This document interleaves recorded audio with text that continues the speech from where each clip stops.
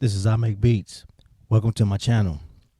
It's been a little over 2 weeks now since I purchased the MPC ONE, and I really want to give my final take on it. So stick with me.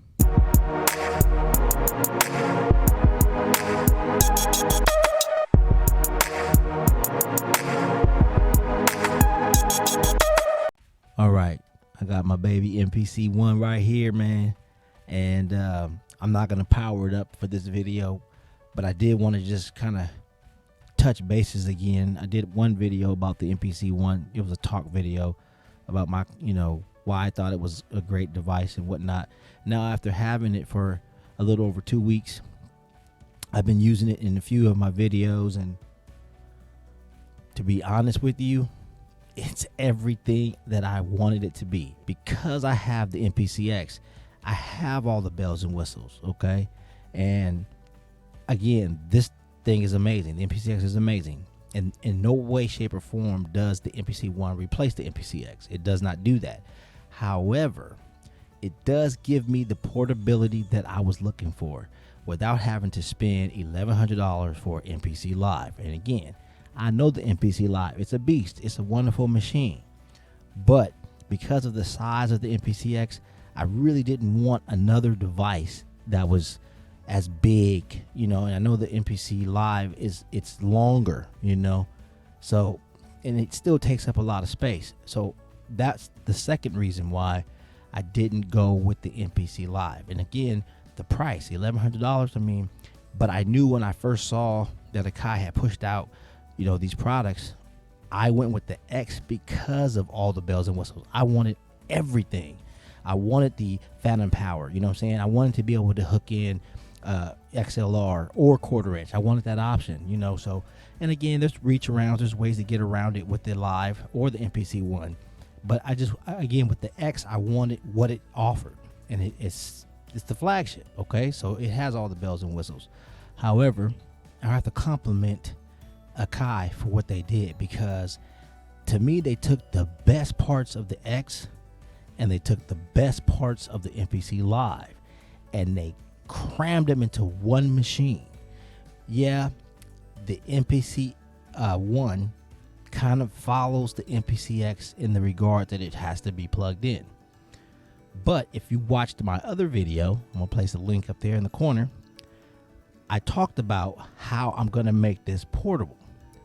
And just so you know, in a few days coming, I will have everything that I need to complete that portable vision for the MPC ONE. So be on the lookout for those videos, because they're coming very soon.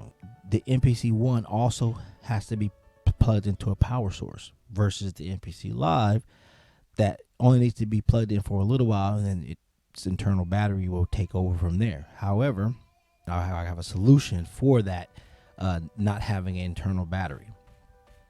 And I was talking with my man Ghetto Styles, and we were kind of just conversing on the pros and cons, and everybody's different. My man Ghetto Styles, he owns all three, so me not having a Live and really not wanting to go that route, the MPC ONE to me is everything that I needed it to be.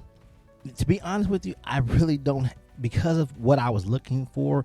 And again, everybody's preferences and everybody's views and everybody's ideas for their studio are going to be different. But for my studio, I didn't need another device that had, as much as the X. And my man Ghetto Styles was saying that, if they would have put a battery in the MPC ONE, then no one would buy a Live.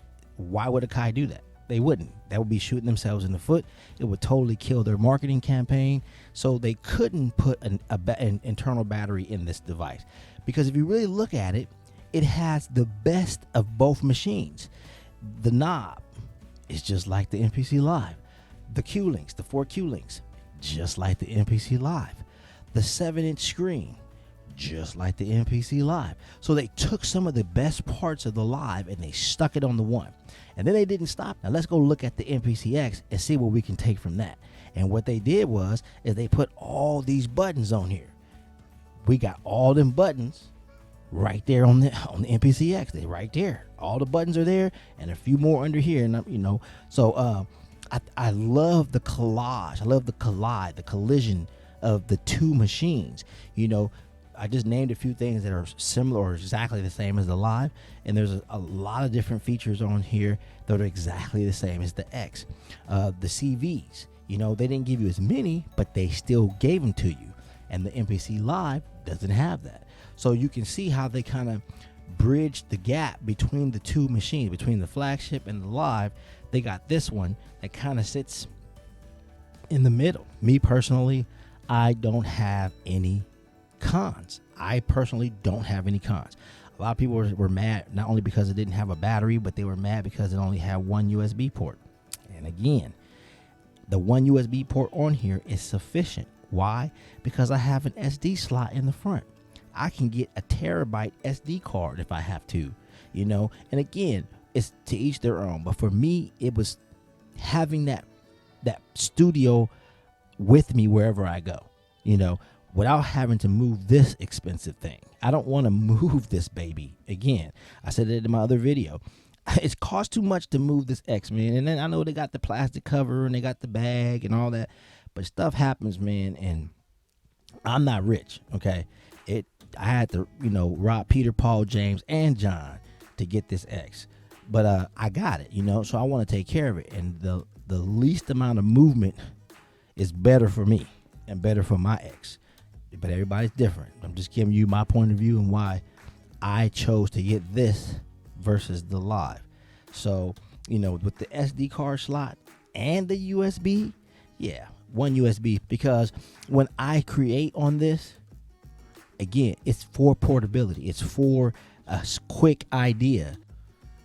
So in my conclusion, real quick, this wasn't going to be a very long video, but I did want to kind of come back to it to kind of complete the whole topic of the MPC ONE and why I felt like it was a really cool thing what they did as far as creating it, and how they kind of merged the Live and the X into one machine. And I'm elated. I love it, man. I'm always gonna come back to the flagship. So whatever I create on the MPC ONE while I'm away or doing whatever, it's just to have that idea. And that's great. And one of the best features that I found out since I got the One is the transferability. That I was talking to Ghetto Styles about that, and I was like, dude, I was in there in the living room messing with the One. I made this really cool beat, and then I saved it to my thumb drive, turned it off, put it back in the backpack, and then when I got some time later on, I threw the thumb drive back in the X, and when I loaded up the track, it sounded like I had been on the X the whole time. The crossover between the MPC ONE, the MPC X, or the Live, it's flawless. When I say, I mean, all the stuff that I did, all the transitions, everything was exactly the same. So that right there killed it for me. I was like, man, I can have this with me on the go, drop my ideas, come back home, throw that thing in the X, and it sounds like I was on the X the whole time. So that, to me, is my conclusion. Everybody's going to be different. But for me, the MPC ONE does it. It's my portable Live. That's basically what it is. And I'm going to put a few things on the screen now. These things, as I speak, are on the way. I mean, literally, they're traveling to me already. I'm so excited. I got everything I need to make this 100% portable. Won't need to be worrying about where's my wall plug socket. Nah, I've already solved that problem. I appreciate you guys for watching and tuning in. Leave me some comments, please. I'm curious to know what you guys think. The One has been out there for a good 2.5, 3 weeks now, and everybody's kind of, I think their opinions are changing, So yeah, I would love to hear what you guys think about my plans for it, what your plans are. If you're new to my channel, consider clicking that subscribe button so that you know when I come out with new material. Until next time, this is I Make Beats. Peace out.